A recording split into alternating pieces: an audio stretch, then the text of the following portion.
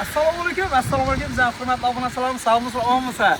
Elimizda xudo xolasa ajoyib bayram, Zevar anamizdan ajoyib taom, ya'ni sumalak xudo xolasa. Turkiy tumanimizda shunday ajoyib sumalak taomni Zevar anamiz 2 yildan beri tayyorlab kelyapti. To'g'rimi Zevar anamiz? Maşallah, gap bo'lishi mumkin emas.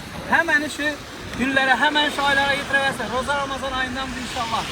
Like bosib qo'yamiz. Xudo xolasa aytgan fikrlarimiz kommentda fikrlaringizni qoldirib qo'yasizlar. Sumalak taomini Zevar anamiz chiroyli qilib Turkiy tumanimiz Turkiy ko'chasida chiroyli qilib chiqdi inshaalloh.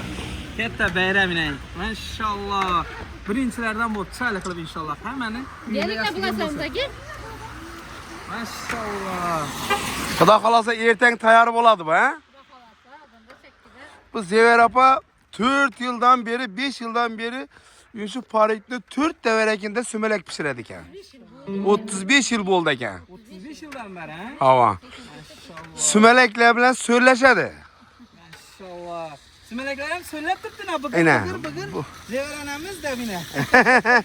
Maşallah. Yine. Xudoyim. Hemen endi şimdi yaxshi gün bo'lsin. Şimdi yaxshi taomlarni pishiravergaydi inshaalloh Zevar anamiz.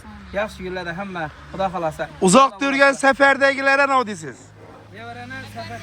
Seferleri bir katar buğuy. Ay barıp aman sağa giyle Kudayım. Allah'ım yarı buğuy. Tapkaları yakşı günlerine buğuy Kudayım. Ümrüne, gününe, kimse kiremine Allah'ım bereket versin. Deniz Allah'ını sağ etsin. Sağ aman gelirse Kudayım. Amin Bizim inşallah. ballarıma seferleri bir katar buğuy Kudayım. Hem memnuniyetine gülmen, elimiz yurtumuz dinç bulsun, yurt başımız sağ buğuy, tümenimiz bay buğuy, mahallemiz abat buğuy, abat mahallede, abat üylerde oynayıp gülüp Allah'ım şimdi tümeni başına Allah'ım yetsere.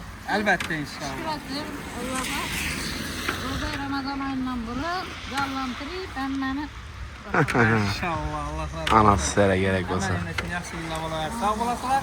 Aman olasizlar inşallah.